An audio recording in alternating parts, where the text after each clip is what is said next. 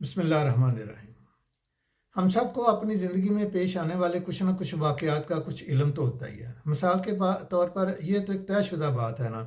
کہ جولائی میں بارشیں ہوتی ہیں۔ اب کسی نے اگر اپنی چھت کی ریپیئر کرنی ہے یا گھر سے نکاسی یا آپ کا کوئی بندوبست کرنا ہے تو اس کو چاہیے کہ 1-2 مہینے پہلے اس کا بندوبست کر لے۔ تو جو لوگ ایسا کام کر لیتے ہیں ان کو ہم کہتے ہیں کہ یہ پرو ایکٹیو اپروچ ہے ان کی، یعنی وہ مارچ میں اس بات کا بندوبست کر لیتے ہیں کہ جولائی میں بارشیں ہوں گی تو اس سے ہماری چھت ٹپک نہ جائے، چھت پر واٹر پروفنگ کرا لیتے ہیں، یا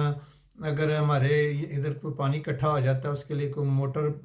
واٹر ڈسپوزل کی موٹر لگوا لیتے ہیں، یا اور جو اس طرح کے کام ہے وہ کر لیتے ہیں۔ تو یہ لوگ ہوتے ہیں، پرو ایکٹیو اپروچ ہوتی ہے ان کی، تاکہ جب مشکل وقت آئے تو یہ پرسکون اور امن سے زندگی گزار سکیں۔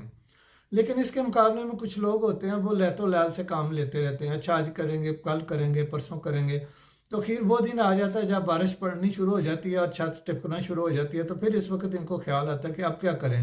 تو جہاں سے چھت ٹپک رہی ہو وہاں وہ نیچے کو کڑھائیاں رکھ دیتے ہیں، پراتیں رکھ دیتے ہیں تاکہ پانی اس میں گرے اور کپڑے گیلے نہ ہوں۔ تو ایسے جو لوگ ہوتے ہیں یہ بیسیکلی ری ایکٹیو ہوتے ہیں۔ تو اسی طرح ہم عام زندگی کے معاملات میں بھی اس طرح کے ہی کچھ کام کرتے ہیں۔ بہت سارے لوگ جو ہوتے ہیں وہ ری ایکٹیو اپروچ دیتے ہیں، یعنی وہ رد عمل ہوتے ہیں۔ جب ان کو کوئی دعوت بھی دینا کہ ہماری شادی پر آ جائیں تو وہ اس لیے نہیں جاتے کہ یہ جب انہوں نے بلایا تھا تو وہ ان کی شادی پر نہیں آئے تھے، چاہے اس وقت وہ ان کے حالات پتہ نہیں کیا ہوں، وہ کسی وجہ سے نہیں آئے اور اس وقت وہ بلانا چاہ رہے ہیں لیکن یہ نہیں جاتے کہ چونکہ وہ نہیں آئے تھے تو ہم نے نہیں جانا، تو اس لیے ایسے ہی رہتے ہیں۔ وہ یہ ایسے لوگ ہوتے ہیں کہ مثلا وہ کہتے ہیں اچھا میرے بھائی نے گاڑی خرید لی ہے تو میں نے بھی گاڑی خریدنی ہے، اس نے ڈی ایچ اے میں گھر لے لیا تو میں نے بھی لینا ہے۔ تو یہ ان لوگوں کی جو موٹیویشن ہوتی ہے یہ باہر سے آتی ہے، یہ دوسرے کو دیکھ کے، دوسرے کا منہ لال دیکھ کے اپنا منہ بھی لال کر لیتے ہیں۔ اور ایسے لوگ جو ہوتے ہیں، یعنی جو رد عمل دینے والے لوگ ہوتے ہیں، یعنی جو ری ایکٹیو لوگ ہوتے ہیں، یہ بات کا بتنگڑ بنانے اور چھوٹی چھوٹی باتوں پر آپ گولا ہو جانے اور لڑائی جھگڑے کرنے میں بھی کافی تیز ہوتے ہیں۔ ان لوگوں کے مالی معاملات بھی کچھ اچھے نہیں ہوتے ہیں، کیونکہ ان بندوں کا لوکس آف کنٹرول دوسرے بندوں کے ہاتھ میں ہوتا ہے۔ یہ دوسرے بندے کا خرچہ دیکھ کے خود بھی قرضہ لے کر خرچہ کر لیتے ہیں تاکہ اپنی ناک اونچی رہے۔ یعنی ان کی مثال ایسی ہے کہ ٹی وی تو ان کا اپنا ہے مگر اس کا ریموٹ کنٹرول دوسروں کے ہاتھ میں ہے، یعنی زندگی ان کی اپنی ہے لیکن اس کو ڈرائیو دوسرے لوگ کر رہے ہیں۔ اب کسی بندے نے کچھ کر دیا تو ان رسپانس انہوں نے کچھ کرنا ہی پڑتا ہے، کرنا ہی ہوتا ہے انہوں نے۔ تو ان لوگوں سے اگر کام لینا ہو، آپ کے سامنے کوئی ایسا بندہ اور ایکٹیو ہے تو اس کو آپ چاہتے ہیں کہ وہ اپنی کوئی اصلاح کر لے، تو پھر اس کو مثالیں دینی پڑتی ہیں کہ جناب دیکھو فلاں چودھری صاحب تھے، انہوں نے یہ کیا، اس سے ان کی حالت بہتر ہو گئی، یا فلاں بٹ صاحب نے ایسے کیا، یا فلاں شیخ صاحب نے یہ کیا وہ کیا، تو اس سے یعنی ان کو لوگوں کی مثالیں دے کر سمجھانا پڑتا ہے کہ یہ لوگوں نے ایسے کیا ہے تو اس طرح اگر آپ کریں گے تو آپ کے بھی کچھ حالات ٹھیک ہو سکتے ہیں۔ یعنی یہ باہر سے جب لوگوں کی مثالیں دیں تو پھر ان کی موٹیویشن جو ہوتی ہے وہ کچھ ہوتی ہے اور یہ کو کام کرنے کے لیے تیار ہو سکتے ہیں۔ اس کے برعکس جو لوگ پرو ایکٹیو ہوتے ہیں، جو شروع میں ہی بھانپ لیتے ہیں کہ مثلا میرے بچے کی شادی ہونے والی ہے، بچے نے یونیورسٹی جانا ہے، تو یہ 4-5 سال پہلے ہی اس کے لیے سیونگ کرنا شروع کر دیتے ہیں، کچھ اس کی تیاری کرنا شروع کر دیتے ہیں۔ یہ لوگ بیسیکلی سیلف سٹارٹر ہوتے ہیں، انہوں نے جو کام کرنا ہوتا ہے وہ کام یہ کر گزرتے ہیں، انہیں اس سے کوئی غرض نہیں ہوتی کہ فلاں کیا کہے گا یا فلاں کیا نہیں کہے گا۔ ان کا مقصد یہ ہوتا ہے کہ میں نے اپنا ٹارگٹ اچیو کرنا ہے۔ ان کی جو موٹیویشن ہوتی ہے ان کے اندر سے آ رہی ہوتی ہے۔ یہ انہوں نے فیصلے کرنے کے لیے یہ نہیں دیکھنا ہوتا کہ میرے بھائی نے کیا فیصلہ کیا ہے، میری بہن نے کیا فیصلہ کیا ہے، یہ اپنے فیصلے خود کرتے ہیں اور یہ آنے والی مشکل سے کافی سال پہلے ہی اس کی تیاری شروع کر دیتے ہیں تاکہ وہ اس کے جب وقت آئے تو یہ ان کے پاس کافی اس کے لیے مال و اسباب موجود ہو اور اس کو یہ حل کر سکیں۔ اور اگر کسی ایسی مشکل سے سامنا پڑ جائے جس کو یہ حل نہیں کر سکتے تو پھر اس مشکل کی وجہ سے جو پرابلمز کریٹ ہو سکتی ہیں یا جو مشکلات آ سکتی ہیں یہ ان کو کم کرنے یا ان کو ختم کرنے کی کوشش کرتے رہتے ہیں۔ ان لوگوں کے ایک سے زیادہ ذرائع آمدن ہوتے ہیں، یعنی کچھ ایکٹیو انکم کے سورس ہوتے ہیں اور کچھ پیسیو انکم کے سورس ہوتے ہیں۔ تو انہوں نے اپنے معاملات جو ہوتے ہیں کافی ٹھیک رکھے ہوتے ہیں۔ تو اس طرح اگر آپ کو پتا ہو کہ آپ کی موٹیویشنل فورس، آپ کی ڈرائیونگ فورس پرو ایکٹیو ہے یا ری ایکٹیو ہے، یعنی آپ خود پرو ایکٹیو ہیں یا ری ایکٹیو ہیں، پہلے تو آپ اس کو جان لیں۔ پھر اس کے بعد آپ اپنے جو آپ کے سامنے آپ کی سپاؤس ہے، بچے ہیں یا آپ کے دفتر کے ملازمین ہیں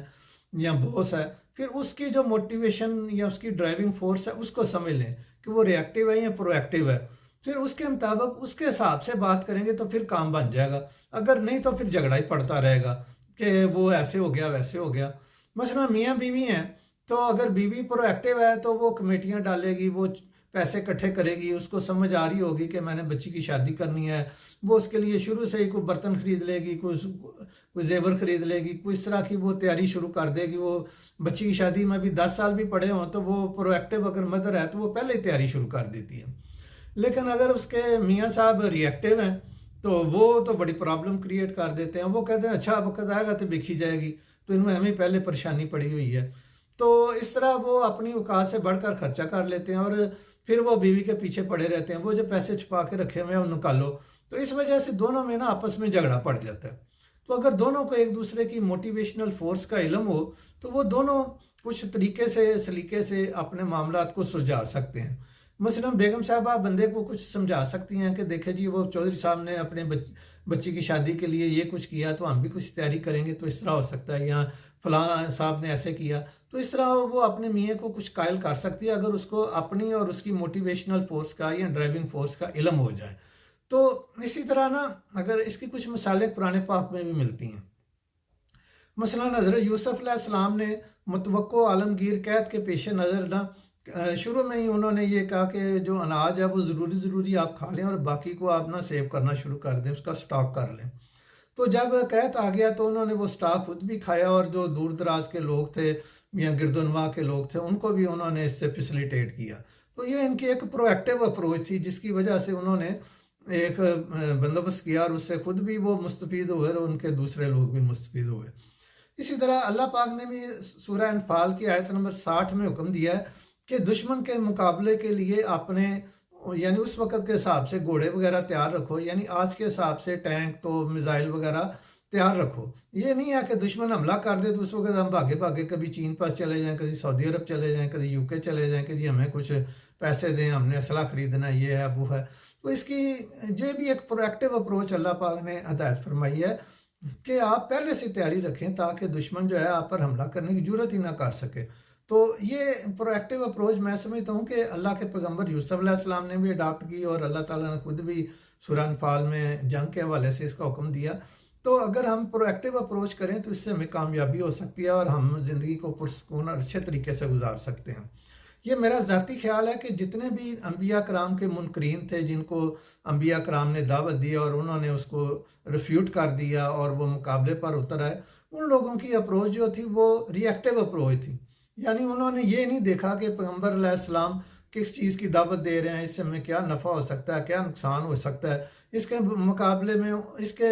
وجہ یعنی یہ ایسا کرنے کی بجائے وہ نبی کے مقابلے پر اتر آئے اور ان سے آگے انہوں نے مطلب مختلف جھگڑے شروع کر دیے یا ان کے انبیاء کرام کے خلاف سازشیں شروع کر دیں. تو میرا ذاتی خیال یہ ہے کہ پرو ایکٹیو اپروچ جو ہے یہ ایک پازیٹیو اپروچ ہے اور ری ایکٹیو اپروچ ایک نیگیٹیو اپروچ ہے. تو اگر ہم کوشش کر کے اپنی جو اگر کسی کی ری ایکٹیو اپروچ ہے اور اس کو وہ ٹھیک کر لیتا ہے، اس کی اصلاح کر لیتا ہے، اور یہ اصلاح کی بھی جا سکتی ہے، یہ ایسی نہیں ہے کہ کوئی یہ ہارڈ اینڈ فاسٹ ہو گیا کہ ایک بندہ ری ایکٹیو ہے ساری عمر ری ایکٹیو ہی رہے گا. تو اس کے سمجھایا بجھایا جا سکتا ہے، وہ کوچنگ کونسلنگ کے ذریعے اپنی جو ری ایکٹیو اپروچ ہے اس کو پرو ایکٹیو اپروچ میں چینج کر سکتا ہے. اور اگر وہ ایسا کر لیتا ہے تو اس سے اس کو دنیا اور آخرت کی کامیابی حاصل ہو سکتی ہے اور وہ ایک پرسکون اور خوشگوار زندگی گزار سکتا ہے. Thank you very much. ربنا آتنا فی الدنیا حسنۃ وفی الآخرۃ حسنۃ وقنا عذاب النار.